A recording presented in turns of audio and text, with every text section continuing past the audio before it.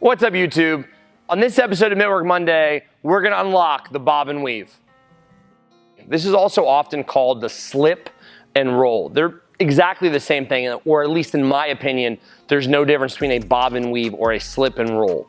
One incredibly important caveat that we're going to say right here. We're looking at how to bob and weave in the context of MMA or kickboxing when knees and feet are readily available as tools. I've said this in a previous video. It's important to understand that there's no learning in fear. So when we're working on the bob and weave, at first especially, he cannot be afraid. Now, we did a previous video where you looked at slipping the jab and cross. That video is gonna be a good companion video for this one, so I'll put it up here. First thing I wanna establish is, I just wanna establish his jab cross. Beautiful. After he throws the cross, I'm gonna throw my counter cross, and I just want him to slip it on the outside. So nice and slow. He hits a jab cross, he slips my cross. And see how my hand is right here. That's important, guys. I'm throwing, he goes slow, I'm throwing straight at his face. In another video, I showed that I could put my cross on top of his head if he wasn't super comfortable. But by the time we get to him slipping and rolling or bobbing and weaving, we're assuming that he is comfortable slipping across. So again, jab cross, slips my cross. Beautiful. Again, one more time. Notice I'm leaving my hand out. This is not something I would normally do in a kickboxing drill, but for the sake of this drill, I'm going to leave my cross out so he gets comfortable and used to slipping and feeling something on his shoulder. One last time. Beautiful. Now, I want to show it from the other side, just so we can get every angle possible. Again, he jab crosses, he slips my cross.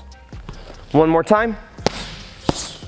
Now, notice, his weight now is over on this leg, which means that the most comfortable way for him to come back would just be to bob and weave under this arm. And that returns his weight back over there, right? Jab cross, he slips, he weaves. I have to express this to you. When I'm bobbing and weaving in MMA or kickboxing, I'm bobbing and weaving at my knees. If I throw my cross, he slips it, and then he starts to bob and weave the wrong way, I just lift my knee up into his face. He cannot do that. So we're here.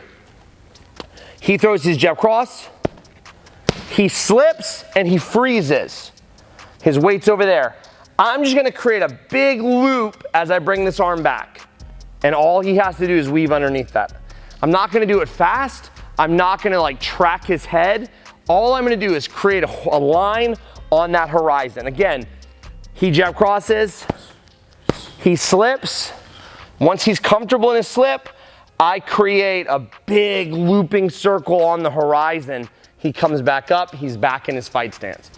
One more time, he jab crosses, he slips my cross, he weaves my big looping hook. All right, other side, slips.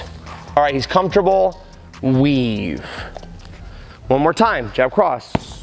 I throw right at his face. He slipped it. Now I throw a looping hook. Perfect. Now, let's say that he slipped, but he didn't weave. He slips, he forgets to weave. He's not hurt. I'm not hurt. No one's hurt. Sometimes it's gonna touch the top of their head. It's going to brush up against them. They have to learn the height of what a weave is or what a roll is. One more time, a little faster. We're here. He slips, he rolls. Or he bobs, he weaves. Same terminology. After my guy feels pretty good about that, then I can add in some follow-up strikes. He jab crosses, he slips, he rolls, he fires a cross, hook, cross. A little faster. 1, 2, slip, roll, 1, 2, 3. 1, 2, slip, roll, 1, 2, 3. He slips, he rolls, 3. One more time. He slips, he rolls. Beautiful. Now, I could work on this without mitts. So we'll bring Joel in and we'll show you how to do that. For the start, there's no follow-ups. It's just cross, hook, slowly back and forth. Let's look at it right now.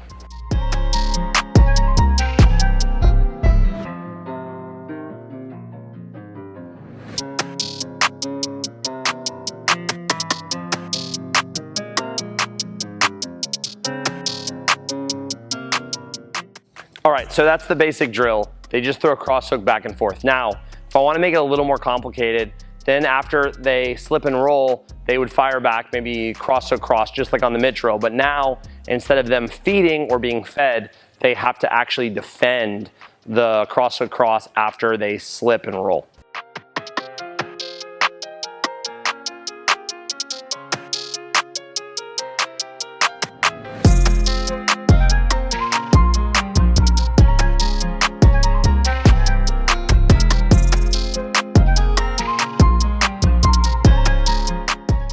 All right, guys, if you like this content, please like, comment, and subscribe. Please comment down below your favorite drill, and we'll include it in a future video.